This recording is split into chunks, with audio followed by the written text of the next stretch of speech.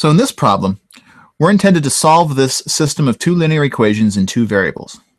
The problem is prompting us to use the method of substitution, but that's not always going to be the case. I mean, out in the real world, no one's always going to tell you what method to use to solve a problem. So in addition to looking at how the method of substitution works for this problem, I also want to talk about why substitution is an efficient choice to solve this linear system. So what's our strategy going to be? First of all, why do we want to choose the method of substitution? What is it about this system that makes substitution a good choice? Well, what it is about this system that makes it a good choice is that one of the equations in our system has already been solved for one of the variables. One variable has already been isolated. If you look at that first equation, y equals 3x minus 4. The y is sitting there by itself on one side of the equation, so we explicitly know how y relates to x. That makes substitution a really wise choice in this example. So how does it work? We're going to use one equation to solve for one of the variables, and the work has already been done in that first equation. The y has been solved for in terms of the other variable x. So we know y in terms of x right off the bat here. In other situations, we might instead know x in terms of y. But regardless, if one of those variables has already been isolated, then substitution is going to be the easiest way to go. And it works by taking that expression that we have for y in terms of x and substituting that expression into the other equation, in this example the second equation, to eliminate that variable. In other words, if I know y in terms of x, then if I substitute that expression in place of the y in the second equation, my y's are going to go away, and I'm going to be left with only x's. And if I have a linear equation with only x's in it, I know that I can solve to get the value for that x.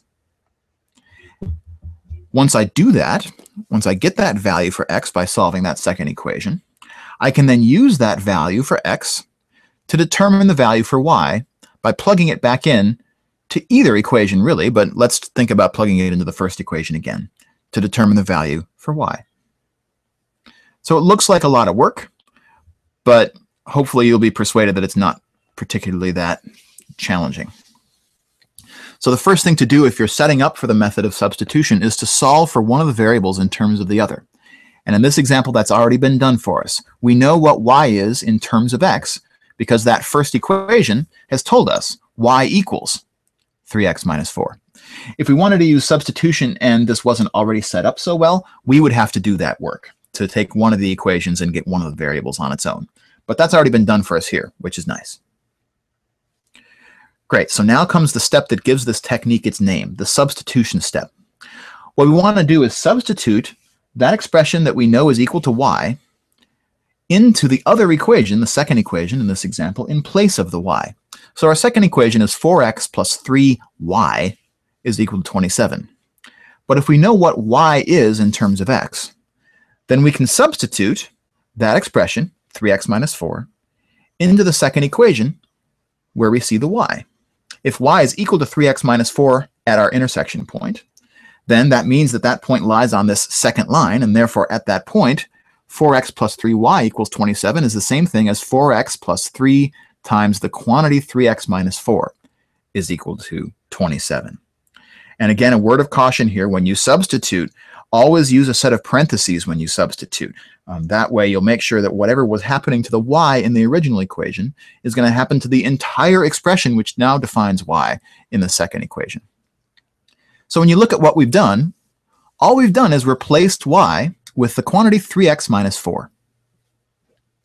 And the great part about it is this equation now no longer has a y in it. It only has x's. And now we can solve that equation for x. How do we do it? Well, we just need to simplify the left-hand side by first getting rid of the parentheses and then combining like terms and unwrapping the x. And the great part about it is, unlike in the first equation where we solved for y and got a variable expression, here we're going to solve for x and get just a number. So let's distribute the multiplication by 3 across the subtraction inside the quantity. 3 times 3x is going to give me 9x. 3 times minus 4 gives me minus 12.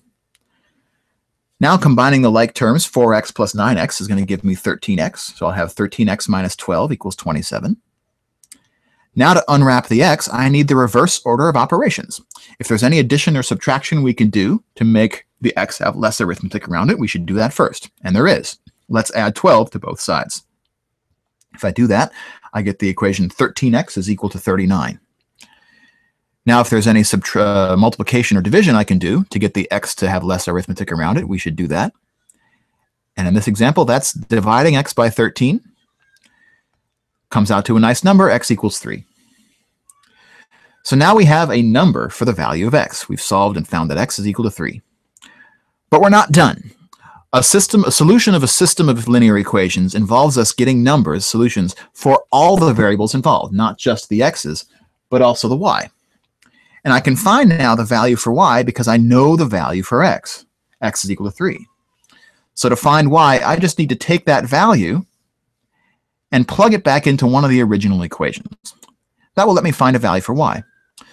So for example, let's take the value x equals 3 and plug it back into the equation y equals 3x minus 4. We could plug it into the other equation instead, but this happens to be a little bit quicker way to get home. So if y is equal to 3x minus 4 and x is equal to 3, then y is equal to 3 times 3 minus 4, or 9 minus 4, which is 5. So now I know my value for x, I know my value for y. Let's package them together into the solution of the system of linear equations by calling it x comma y equals 3 comma 5. So to solve a system of linear equations using the method of substitution, the first thing that we would have needed to do is to solve for one of the variables in terms of the other. In other words, get one of the variables by itself. In this particular example, that work was already done for us in the problem, which makes substitution a quicker method to use to solve this system. We knew in this example that y was equal to 3x minus 4. So the substitution step is to take that 3x minus 4 that we know is equal to y and substitute it into the other equation in place of its y. Doing so gets rid of the y's from the other equation and gives me something that only has x's in it, which I can solve to get a number for x. In this example, that number was 3. And as soon as we know that x is equal to 3, we can plug that value for x back into either of our original equations to determine a value for y. Plugging it back into the first equation, y equals 3x minus 4, for example, shows us that the value for y is 3 times 3 minus 4, or 5.